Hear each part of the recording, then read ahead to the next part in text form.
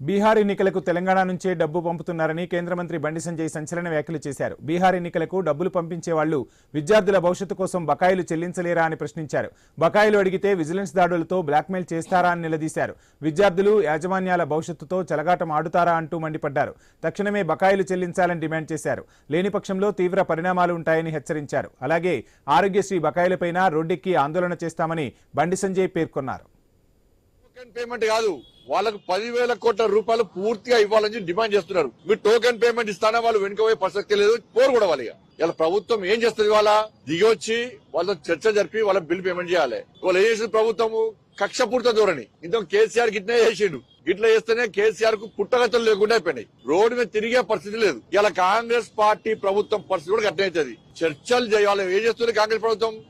ఏ కాలేజీలో ఏ ఏర్పాట్లున్నాయి, ఏ విధంగా సౌకర్యాలు ఉన్నాయి, వాటి మీద నివేదికండి, వాళ్ళని బెదిరించండి.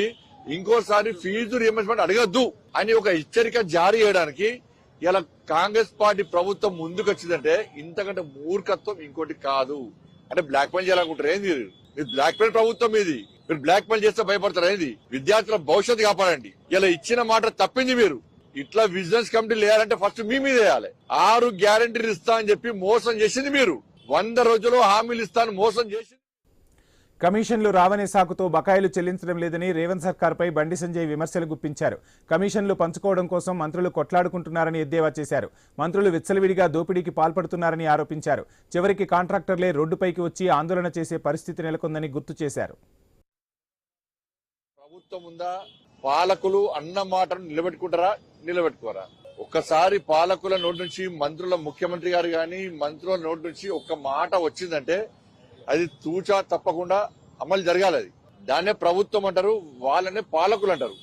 కానీ ఈ ప్రభుత్వము కమిషన్లకు అలవాటు పడ్డారు. ఇవాళ ఏడ చూసినా కూడా కమిషన్లు పంచుకోవడంలో కొట్టాడుకుంటున్నారు అని చెప్పి, కమిషన్లు ఇవ్వకుంటే ఏం పనులు జరిగాయి, బిల్లు పేమెంట్స్ ఎక్కడ జరిగాయి అని చెప్పి ఇలా పూర్తిగా ప్రజల లోపల చర్చ జరుగుతున్నది వాస్తవం కూడా. దీన్ని ఏ మంత్రి ఖండించాలి? ఇంతవరకు అన్ని విషయాలు ఖండిస్తలేరు. ఎందుకంటే ఆధారాలు ఉన్నాయి. ఎంత బిల్లుకు ఎంత పర్సెంటేజో మంత్రులు ఏ విధంగా తీసుకుంటారో ఆధారాలతో సహా ఉన్నాయి. కాంగ్రెస్ బీఆర్ఎస్ పార్టీలకు ఎందుకు ఓటేయాలని బండి సంజయ్ ప్రశ్నించారు. 10 ఏళ్లలో కనీసం జూబ్లీహిల్స్ ను పట్టించుకోలేదని మండిపడ్డారు. ఏళ్లు గడుస్తున్నా అక్కడి ప్రజల దుస్థితి మారలేదని చెప్పారు బండి సంజయ్. బీఆర్ఎస్ పార్టీకి ఎందుకు ఓటేయాలి? 10 సంవత్సరాలు మీరే ఉన్నారు.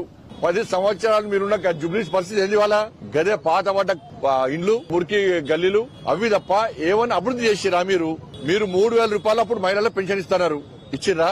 డబుల్ బెడ్రూమ్లు ఇస్తున్నారు. బీఆర్ఎస్ పార్టీ ప్రభుత్వం 10 సంవత్సరాలు ఇచ్చిందా? ఇయ్యలే. పెన్షన్లు ఇయ్యలే, ఇల్లు ఇయ్యలే, కనీసం జూబ్లీస్ పడుచుకోలేదు. ఎందుకంటే మీరు జూబ్లీస్ అంటే అద్దాల మేడ, అంగు ఆర్భాటాలు మీరు అనుకున్నారు. ఎప్పుడు కేసీఆర్ గారు గాని మంత్రులు గాని బస్సు మీద తిరగలే. మీ వల్లనే ఇవాళ పరిస్థితి వచ్చింది. మీరు ఈ పరిస్థితి వచ్చిందని చెప్పి కాంగ్రెస్ పార్టీకి జూబ్లీస్ లో ఓటేసారు, తెలంగాణ రాష్ట్ర ప్రజలు ఓటేసారు. జూబ్లీహిల్స్ బైపోల్లో